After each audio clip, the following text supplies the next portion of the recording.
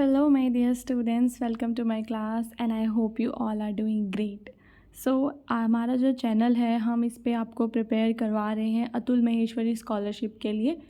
मुझे उम्मीद है कि आपने प्रीवियस सारी क्लासेस को देखा होगा और आज की इस वीडियो में मैं जनरल साइंस के इम्पॉर्टेंट क्वेश्चंस को जो है वो डिस्कस करूँगी। ठीक है, इससे पहले के जो वीडियोस थे उसके अंदर मैंने रीजनिंग, हिंदी, इंग्लिश उन सभी के इम्पॉर्टेंट क्वेश्चंस को ऑलरेडी डिस्कस किया हुआ है। इस वीडियो के बाद जाके आप वो सारी वीडियोस को भी देख सकते हैं और अपनी प्रिपरेशन को काफ़ी अच्छे तरीके से कर सकते हैं। और अगर आपने अतुल महेश्वरी स्कॉलरशिप का फॉर्म फिल किया है तो आप हमारे चैनल को ज़रूर सब्सक्राइब करें, क्योंकि हम प्रिपेयर करवा रहे हैं आप सभी को स्कॉलरशिप के लिए।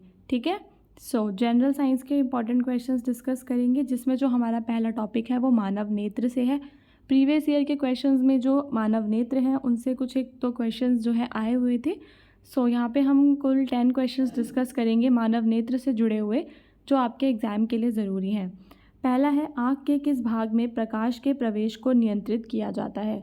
ठीक है, आँख में जितना भी प्रकाश आता है, जितनी भी रोशनी आती है, वो कौन सा भाग है जो नियंत्रित करता है। हमारे पास ऑप्शंस में है कॉर्निया, पुतली, रेटिना या लेंस। सो स्टूडेंट्स, इसका आंसर है हमारा पुतली। आँख की जो पुतली होती है वो उसमें जितना भी प्रकाश आता है उसके प्रवेश को जो है वो नियंत्रित करती है। आँख के किस भाग में छवि बनती है। जो भी इमेज बनती है, इमेज जो है आँख के कौन से भाग में बनती है। आपके पास ऑप्शंस है रेटिना, लेंस, कॉर्निया या फिर पुतली। सो स्टूडेंट्स, इसका जो आंसर है वो है आपका retina, which is option number A. ठीक है, तो ये जो रेटिना है, रेटिना में जो है वो छवि बनती है। जब भी किसी की आँख में कोई डिफेक्ट आ जाता है या मायोपिया हो जाता है, हाइपरमेट्रोपिया हो जाता है, सो इमेज रेटिना के ऊपर या रेटिना के पीछे, ठीक है, या रेटिना के आगे बनने लग जाती है, जिसकी वजह से उसको जो है कभी दूर की चीज़ें नहीं दिखती, कभी पास की चीज़ें नहीं दिखती। लेंस का आकार किस मांसपेशी के द्वारा नियंत्रित किया जाता है। ठीक है, सो यहाँ पर हमारी मांसपेशियाँ हैं सिलियरी मांसपेशी, रेटिना, कॉर्निया, आइरिस। आपने 10th क्लास में पढ़ा होगा। ठीक है, सो इसका जो आंसर है वो है आपकी सिलियरी मांसपेशी। जो हमारी सिलियरी मसल्स होती हैं, ठीक है, वो जो है लेंस के आकार को जो है नियंत्रित करती हैं। ठीक है, उसके बाद हमारा नेक्स्ट क्वेश्चन है, जिसमें हमसे पूछा है रेटिना पर पाए जाने वाले कोशिकाओं का प्रकार कौन सा है। ठीक है, तो ऑप्शंस हैं आपके पास रॉड एंड कॉन कोशिकाएं, सिलियरी कोशिकाएं, कॉर्निया कोशिकाएं या मस्तिष्क कोशिकाएं। सो स्टूडेंट्स, इसका आंसर है आपका रॉड और कॉन कोशिकाएं। आँख के किस भाग का काम प्रकाश को मोड़ना होता है। प्रकाश को मोड़ना, ऑप्शंस हैं कॉर्निया, रेटिना, लेंस या पुतली। सो इसका आंसर है आपका लेंस। ठीक है, जो लेंस होता है उसका क्या काम है, उसका काम है प्रकाश को मोड़ना। ओके स्टूडेंट्स, आपको ध्यान रखना है, लेंस है इसका आंसर। उसके बाद किस कोशिका द्वारा हमें रंग दिखते हैं। इंपॉर्टेंट क्वेश्चन है, हो सकता है कि ये क्वेश्चन आपके एग्जाम में भी आ जाए।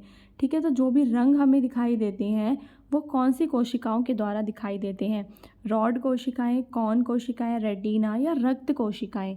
सो बच्चों, इसका जो आंसर है वो है आपका कॉन कोशिकाएं, यानी कि ऑप्शन नंबर बी। ठीक है, कॉन कोशिकाओं के द्वारा जो है हमें रंग दिखाई देते हैं। आँख की संरचना में किस भाग में रक्त वाहिकाएँ नहीं होती। जो हमारी आँख है उसके कौन से भाग में रक्त वाहिकाएँ नहीं होती। ऑप्शंस हैं कॉर्निया, रेटिना, पुतली या फिर लेंस। तो बच्चों, इसका जो आंसर है वो है आपका कॉर्निया। कॉर्निया के अंदर जो है रक्त वाहिकाएँ जो हैं वो नहीं होती। ठीक है, उसके बाद नेक्स्ट है निकट दृष्टि दोष। ठीक है, आपको पता होगा मायोपिया जिसको हम कहते हैं निकट दृष्टि दोष। ठीक है, जिसमें पास का नहीं दिखता, उसका इलाज कैसे किया जाता है, कौन से लेंस से किया जाएगा। ऑप्शंस हैं आपके पास यही अवतल लेंस, उत्तल लेंस, बेलनकार या उत्तल उत्तल लेंस। तो इसका आंसर है आपका अवतल लेंस। दृष्टिपटल रेटिना में मुख्य रूप से कितने प्रकार की कोशिकाएं होती हैं। तो बच्चों, जो हमारा रेटिना है, दृष्टिपटल है, उस पर होती हैं 2 प्रकार की कोशिकाएं, रॉड और कॉन। ठीक है, और आँख से लास्ट क्वेश्चन है, किस आँख संबंधी बीमारी में उम्र के साथ लेंस की पारदर्शिता कम हो जाती है। तो आपको पता होगा वो मोतियाबिंद होता है। जो मोतियाबिंद होता है उसमें जो हमारी आँख होती है उसमें एक मतलब वाइट कलर का फ्लूइड होता है, वो भर जाता है। ठीक है, जिसकी वजह से म्यूकस टाइप का होता है वो, उसकी वजह से जो धुंधला धुंधला दिखने लगता है, सो उसको हम मोतियाबिंद कहते हैं। उसके बाद अब हम चलेंगे अपने नेक्स्ट क्वेश्चन में। जो हमारे नेक्स्ट क्वेश्चंस रहेंगे उसमें टॉपिक्स होंगे हमारे जो पशु होते हैं उनकी भोजन, खाद्य श्रृंखला। प्रीवियस ईयर में खाद्य श्रृंखला से क्वेश्चन था, इसी वजह से हमने यहाँ पे ये वाला टॉपिक जो है वो इंक्लूड किया है। ओके, चलते हैं पहले। खाद्य श्रृंखला में सबसे पहला स्थान किसका होता है। खाद्य श्रृंखला में सबसे पहला स्थान किसका होता है? ठीक है, तो आपके पास ऑप्शंस हैं शाकाहारी, मांसाहारी, उत्पादक या सर्वाहारी। तो बच्चों आपको पता होगा कि जो उत्पादक का मतलब क्या होता है? जितने भी हमारे प्लांट्स होते हैं, ठीक है, सो वो उत्पादन कर रहे हैं, तो सबसे नीचे उनका स्थान होगा, क्योंकि फिर उसको खाएंगे दूसरे शाकाहारी जानवर, फिर शाकाहारी जानवर को मांसाहारी जानवर खाएंगे। सो सबसे जो पहला स्थान है वो उत्पादकों का होता है। शाकाहारी जानवर किस प्रकार के उपभोक्ता होते हैं? प्रथम उपभोक्ता, द्वितीय उपभोक्ता, तृतीय या शीर्ष उपभोक्ता? जो शाकाहारी होते हैं वो होते हैं प्रथम उपभोक्ता, क्योंकि देखो सबसे पहले जो प्लांट्स हैं, जो भी हमारे पेड़ पौधे हैं, वो उत्पादन कर रहे हैं, ठीक है, वो उत्पादन कर रहे हैं, फिर उनको जो खा रहे हैं वो हैं हमारे प्रथम उपभोक्ता होंगे, ठीक है, जो शाकाहारी ही होंगे, क्योंकि ऑब्वियसली वो पेड़ पौधों को खा रहे हैं। उसके बाद कौन सा जानवर मांसाहारी की श्रेणी में आता है? ऑप्शंस है हिरण, गाय, शेर और हाथी। सो इसका आंसर बहुत ही आसान है देना, क्योंकि आपको पता होगा गाय, हाथी, हिरण ये तीनों के तीनों ही जो है शाकाहारी जानवर होते हैं, केवल शेर ही है जो शिकार करता है। सो इसका आंसर हो जाएगा शेर। खाद्य जाल में एक ही समय में कितनी खाद्य श्रृंखलाएं जुड़ी होती हैं? 1, 2, 3 या अनेक? देखो जो खाद्य जाल होता है, जाल का मतलब ये है कि उसको पूरा सा आपने देखा होगा ना, कि आपने खाद्य जाल देखा होगा अपनी किताब के अंदर, तो उससे आप समझ पाएंगे कि जो खाद्य जाल है उसमें अनेक प्रकार की जो खाद्य श्रृंखलाएं हैं वो होती हैं। उसके बाद निम्नलिखित में से कौन सा एक सर्वहारी है? बकरी या शेर या फिर भालू या गधा? सो इसका आंसर है भालू। जो भालू है वो सर्वाहारी है। उसके बाद एक सामान्य खाद्य श्रृंखला में ऊर्जा का स्रोत क्या होता है? ऑप्शंस हैं आपके पास सूर्य, जल, मृदा या फिर हवा। तो बच्चों एक सामान्य खाद्य श्रृंखला में जो ऊर्जा है उसका केवल एक ही स्रोत है, और वो होता है हमारा सूर्य, ठीक है। चलिए नेक्स्ट क्वेश्चन पे, पारिस्थितिकी तंत्र के में शीर्ष उपभोक्ता कौन होते हैं? पारिस्थितिकी तंत्र में शीर्ष पे कौन से उपभोक्ता होते हैं? तो वो होते हैं हमारे मांसाहारी उपभोक्ता। निम्नलिखित में से कौन सा भोजन का स्रोत प्राथमिक उत्पादक होता है? तो जो इसमें घास है, घास जो है वो प्राथमिक उत्पादक है, ठीक है बच्चों। खाद्य उत्पादन के लिए सबसे अधिक प्रयोग होने वाली प्रक्रिया कौन सी है? वाष्पीकरण, किण्वन, प्रकाश संश्लेषण या श्वसन? सो इसका आंसर क्या होगा? इसका आंसर होगा हमारा प्रकाश संश्लेषण, ठीक है, फोटोसिंथेसिस जिसको आप कहते हैं।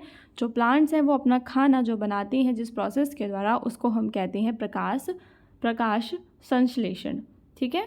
निम्नलिखित में से कौन सा जीव डिकम्पोजर यानी विघटनकारी की श्रेणी में आता है?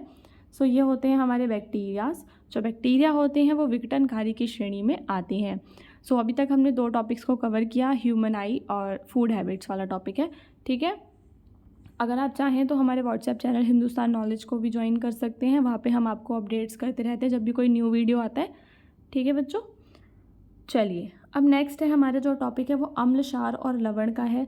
एसिड, बेसिस एंड सॉल्ट से रिलेटेड है। अम्ल का पीएच मान, पीएच आपको पता होगा, एक पीएच पेपर होता है जिसमें मिड में होता है 7 से जितने भी ऊपर वाले होते हैं वो होते हैं क्षार, ठीक है, और 7 से नीचे वाले जो होते हैं वो होते हैं हमारे अम्ल होते हैं, ठीक है। और जब भी अम्ल और क्षार मिलते हैं तो लवण बन जाते हैं, सॉल्ट्स बन जाते हैं, ठीक है।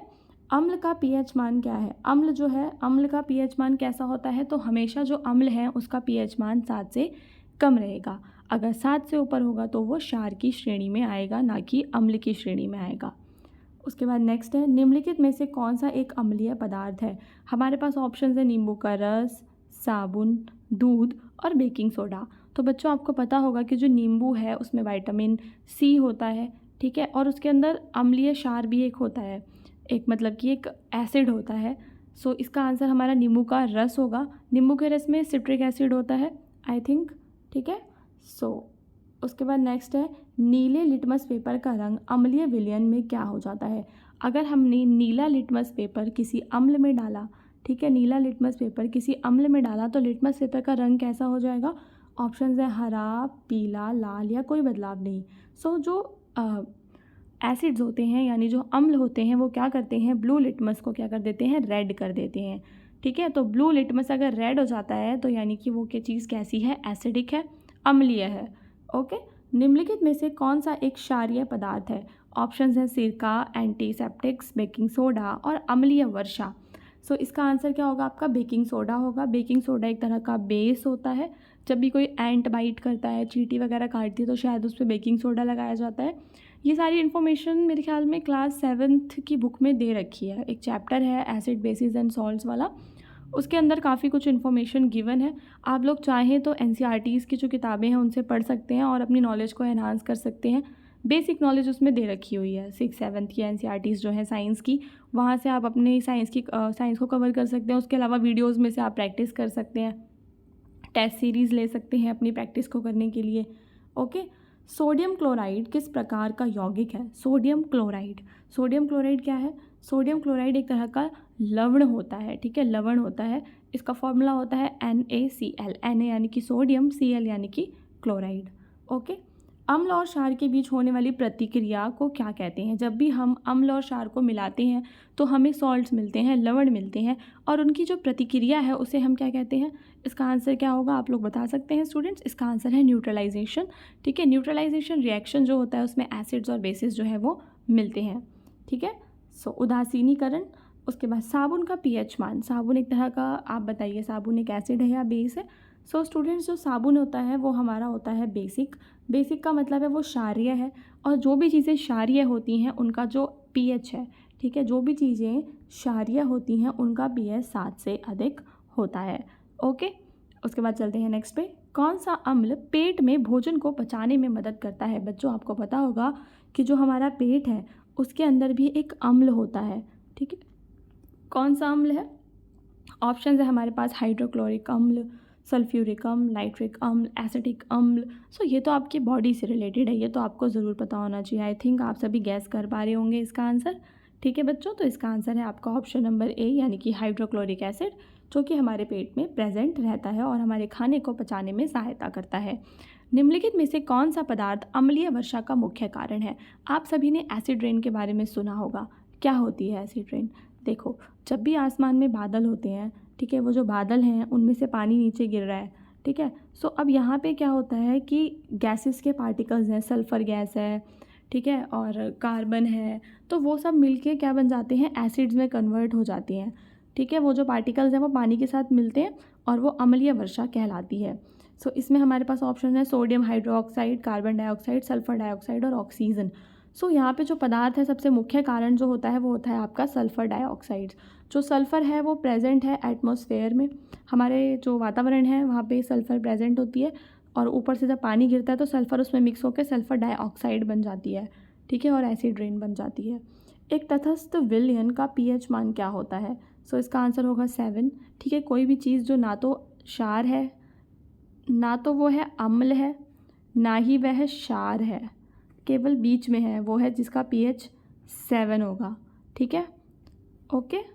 चलिए, यहाँ पे हमारे उम्मीद बैच के बारे में इन्फॉर्मेशन है। आप लोग चाहें तो उम्मीद बैच को परचेज़ करके अपनी प्रिपरेशन अच्छे से कर सकते हैं।